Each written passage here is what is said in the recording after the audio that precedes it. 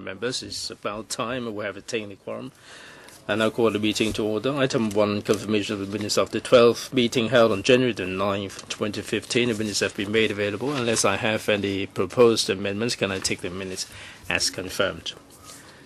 Matters arising, report with the CS.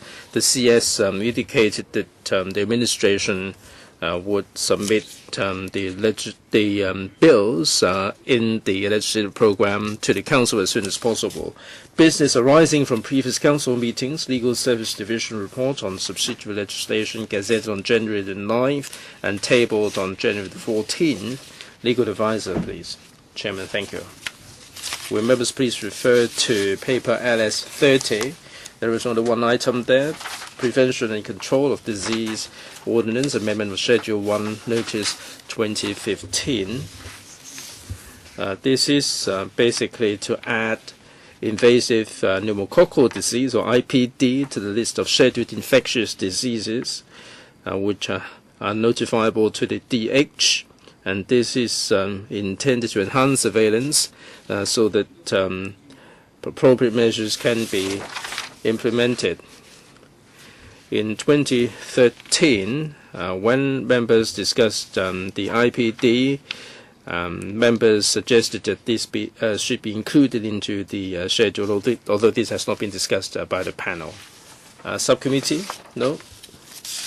All right, and just a reminder that the deadline for amendment is the 11th of February. Next, further business for the Council meeting of January the 21st, tabling of papers, report number 10/14/15.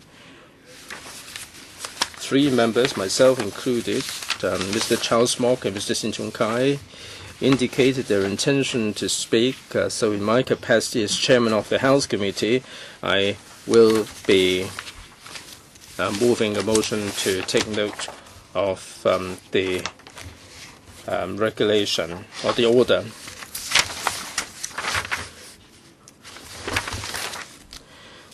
Bills, resumption debate, mandatory provident fund schemes, Amendment Bill 2014, and Pharmacy and Poisons, Amendment Bill 2014. Business for the Council meeting of January the 28th. There are 22 questions, 6 oral and 16 written. Are scheduled, and no bills for first and second reading, and neither would there be any government motion. Members' motions. Mr. Stephen Ho will move a motion on the sustainable development of agriculture, and Ms. Sid Ho will move a motion on the withdrawal of the MPCSC's decision and restarting the legislative process. The deadline for amendment is 21st of January, Wednesday. Report of Bills Committees and Subcommittees. Report of the Bills Committee on Land Miscellaneous Provisions, Amendment Bill 2014. Mr. Tony J., Chairman, the existing Land Miscellaneous Provisions Ordinance has the penalties, but they have not been amended since 1972 regarding unlawful occupation of government land.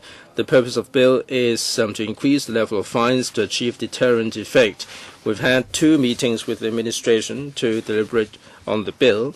The committee largely are in support of the bill, and in the course of the scrutiny, members expressed concerns over the control over government land and also the law enforcement, and we explored the improvement measures. Neither the BC nor the administration will move any CSAs, nor will we object to the resumption of debate. The details of the deliberations are set out in the report for members' information. Just a reminder that for amendment, the deadline is the 19th of January.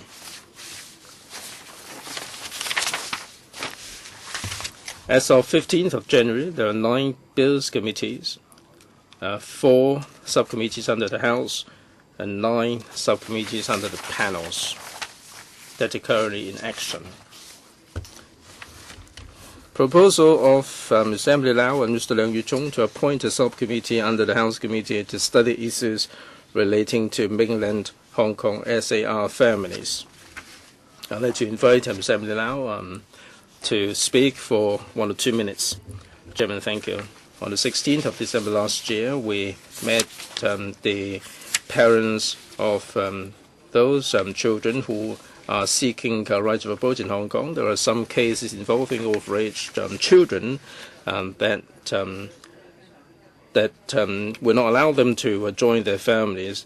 And they noticed that there was a subcommittee under the House that dealt with the matters, and it was very helpful. And they urged me and Mr. Leung Yu-chung to bring this up at the House Committee for the committee to be formed to monitor the implementation of the relevant policies. They hope that the policies can be revised, but as I said to them, policy issues are the portfolio of the panels. Chairman, I understand from last week that nobody is in the queue. Perhaps we can join the queue. We can be the first in the queue, and I hope that in this term we're going to set up this committee to help them out. Mr. Leung Yu-chung, Chairman, I echo what Ms. Emily Lau said. Last time we had the subcommittee formed, it is really conducive to communications with the administration. We could follow up on a lot of the cases. So it is our wish for this committee to be formed to help these people. Comments? If not, then we are in support. Mr. Porche, Chairman, last term we had this mainland Hong Kong families subcommittee. According to Ms. Emily Lau and Mr. Leung Yu-chung, some action was taken thanks to the communication with the administration. I'd like to find out about more why we have to set this up again. Are there any outstanding businesses that are there? Secretary?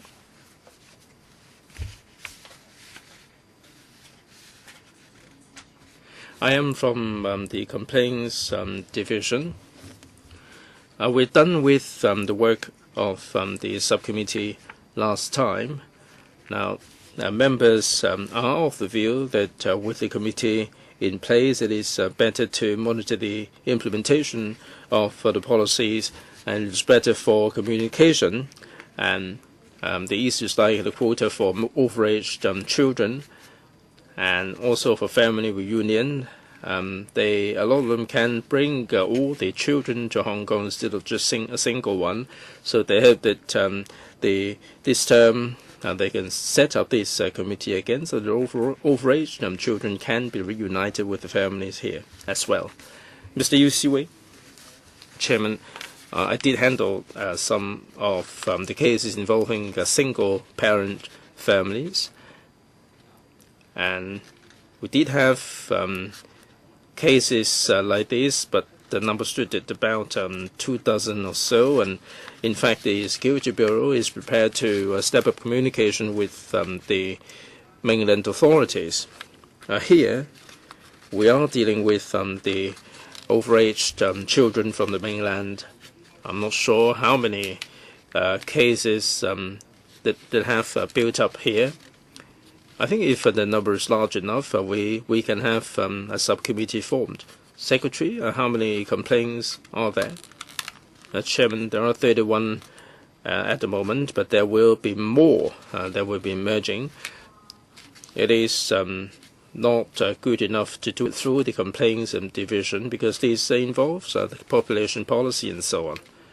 Mr. James Tin. Well, Chairman, I think this is worthy of support. Now, this has to do with the Immigration Department. We're dealing with the overage children, but it has to do with welfare issues, housing issues, and a whole lot of other issues. If a committee is up and running, I'm wondering whether we are exceeding the quota What at the moment the quota is filled, it has to be put on the queue if this is formed at all. And I understand the number of subcommittees are being proposed from the panels. And there is a queue for that. I think as soon as we can do this, will be something like March or April. Mr. Lee Choi-yan, Chairman, we support this idea. Last time I was chairman of this subcommittee, there are still outstanding issues that have not been completed. So for overage children, they can join the queue to come to Hong Kong for family reunion. But the timetable is very much a problem because every time they allow a slot of 2 years, from 1970 to 1978 to 1980 and so on. The second issue that remains outstanding is there is a line drawn at 14 years of age, and anybody above 14 years of age will not be allowed into Hong Kong. The third issue of concern to us, but the government has not reached a deal with the mainland authorities, and that is the single parent. Now, in some cases, the Hong Kong spouses have passed away or they have divorced the Hong Kong spouses, and they are with their children. Other than the discretionary measures, they cannot come to Hong Kong on a one-way permit. There are no policies in this regard, only discretionary. So I am in support of the idea of this committee being formed. I understand fully that we have to join the queue, but there are so many outstanding issues that have still to be dealt with. All right, and any further comments for the first round? Mr. Alan Leung, Chairman, on behalf of the Civic Party, I'd like to express our support for the creation of this mainland Hong Kong Families Subcommittee. At the Complaints Division, Chairman, you must be aware that from time to time we have these cases coming before us, and for some reasons it is impossible for mainland children to come to Hong Kong for family reunion. Mr. Lee Choi-yan has already, in his capacity as chairman of the former subcommittee, all the experiences that he is aware of. Now, this committee did serve a pretty useful function. It may not be able to do anything regarding the policies. At least they can do something regarding individual cases. So we are in support of the idea of forming this subcommittee. Any further views? Mr. Yu Si-wing, 1 minute. And then I give the last words to the two proposers. Mr. Yu, Chairman, I'd like to hear from the administration, in particular the Security Bureau, their explanation. We are dealing with 31 cases, and now there is a concerned group on single parents between Hong Kong and the mainland that also put forward similar ideas. How many cases do we have? I'd like to have further information before I take the decision as to whether this is warranted. And that would be a lot more objective. Ms. Emily Lau, Chairman, I hope that today the House Committee can endorse the idea in principle. Now, Mr. Yeo, you raised all these questions. That should be easy. The Secretariat can pass the questions to the administration. I do think we should wait for the replies before we consider the idea. I know that a lot of members are in support. Now, 31 cases represent the preliminary figures. There are more on the way. I'm not sure whether Mr. Yeo is suggesting that we must have a certain number before a committee would be warranted. If he has all these questions, we can deal with them with the administration. Mr. Leung Yu-chong. Chairman, only 31 cases came to our complaint section, but there are far more than 31 cases for the whole of Hong Kong. As said by the members earlier, there are cases which have not been serviced, and this problem has been plaguing the parents for many years, and they're fighting for that every year. And there are still people who are sleeping outside to fight for this. It is not just a small number of cases. It's indeed a very deep conflict in the community. Please don't just think that there are only 30-odd cases or so. In fact, there are many such cases. Mr. Alan Leung has put it correctly. We didn't just deal with cases, and we had many successful cases. And the subcommittee has promoted the communication between the SARG and the central authorities. Do you agree to the support setting up a subcommittee? Any objection? No? Then we agree to set up a subcommittee, and according to ROP, or rather House Rule 20K2, the Secretariat will draft a paper on the terms of reference, timetable, work plan, so on and so forth. And with the approval of the House Committee, we will then allow the subcommittee to wait in a queue. Ms. Claudia Mo tries to seek the House Committee's recommendation for an adjournment debate under Rule 16.4 of the ROP at the Council meeting of 21st of January 2015 on the relationship between this incident of petrol bomb attack on a media organization and freedom of press in Hong Kong. Ms. Claudia Mo. Thank you, Chairman. Everybody knows that freedom of the press is one of our core values, and it has been one of the foundation stones of Hong Kong's prosperity. Despite the recent policy address didn't say a word on this by C.Y. Leung. Freedom of the press is really very dangerous, and even if Kevin Lau was chopped, there has been no improvement to freedom of press. And within a few minutes, 3 petrol bombs were thrown, one at the Apple Daily building, the other was thrown at the residence of the boss of Apple Daily. Now that was a threat. Somebody might question whether you know the details, whether it was not just a private dispute. But if you look at the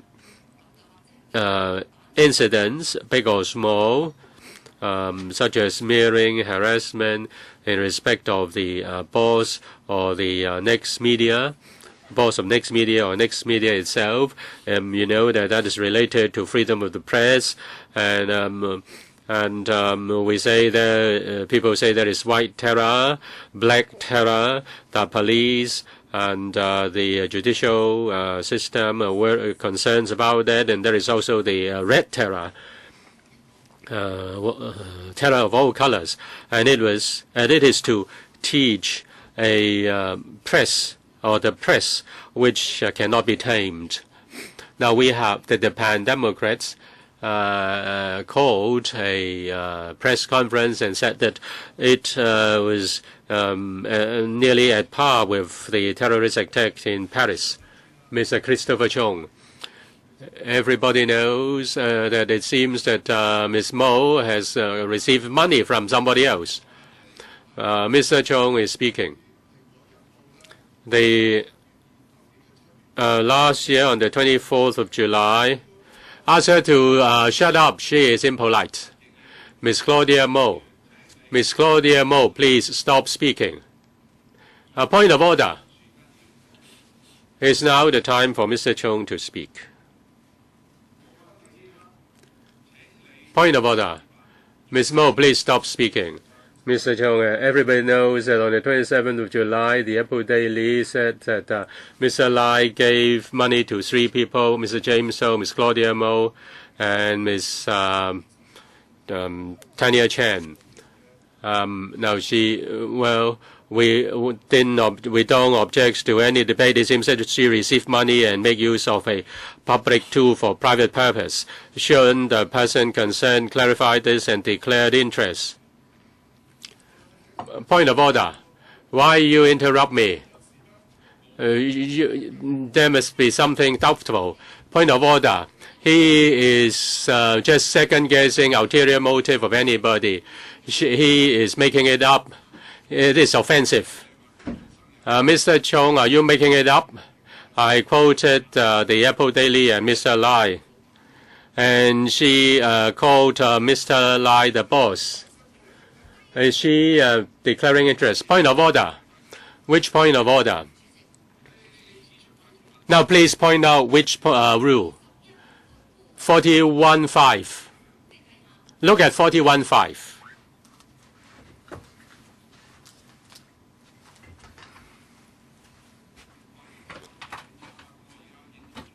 I asked Mr. Chong to explain. He said he quoted the comment of a newspaper. On the 24th of July, the Apple Daily quoted Mr. Lai. Somebody called him the boss. Now, he gave money to 3 people. If it was wrong, then she could clarify this. If that was true, she could declare interest afterwards. I don't want to mention Ms. Mo. Is it really related to freedom of the press? I want to speak on that. I don't think that's very likely. Mr. Lai owns a group. His group in Hong Kong, in Taiwan, don't have very sound finance. Whether it's related to press freedom, we can debate it. The most important thing is to let the police investigate in it. During the Occupy movement, Mr. Lai had close ties with people from certain societies. We can debate it. It can be investigated. We welcome that, Chairman.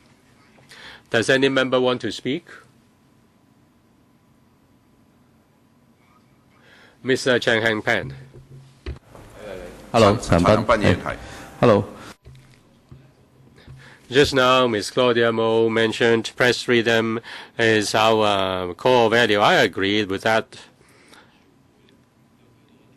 When the media organization promotes certain illegal activities or buying up politicians to speak in this council, that's not our core value, and we should debate it in an adjournment debate thoroughly so that the matter can be clearly debated. Does any member wish to speak? If not, then Ms. Claudia Mo. Mr. Chairman, I hope that the as pro-establishment should uphold some basic conscience. In your CMI meeting, or in the CMI, the chairman is called Ip Kok Him. And Ip Kok Him called me personally that the allegation against me could not be established and would not be pursued afterwards. Those from the DAB are now opposing their party. Ms. Mo, yes. Now, you allow him to speak against me. Why can't I speak against him? Shouldn't it be fair? I think the chairman is bullying the kind ones, though I don't think I am kind. I thank them for supporting freedom of the press. Let us look clearly what sort of media environment we have.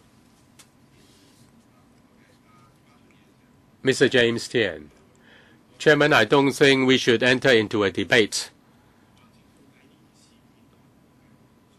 Nobody wants to see this. Nobody wants to see violence in Hong Kong. This may be related to press freedom because it is related to a media organization. I think we can debate it. I support that. Mr. Kok Him. Chairman, I didn't intend to speak. I just want to clarify that I'm the chairman of the CMI. I just carry out the decision of the committee. According to our ROP, we need to keep things confident. and I cannot disclose details, but they should make use of my work. The committee should be fair-minded in dealing with any case, and it has nothing to be related to my party. And you should know each other's position. Do you agree to Ms. Mo's proposal request to seek the House Committee's recommendation for adjournment debate under Rule 16(4) to conduct an adjournment debate in respect of petrol bomb incident attack on media organization press freedom? I will ask the President of the Council to waive the notice requirement. There is no AOB. Meeting adjourned.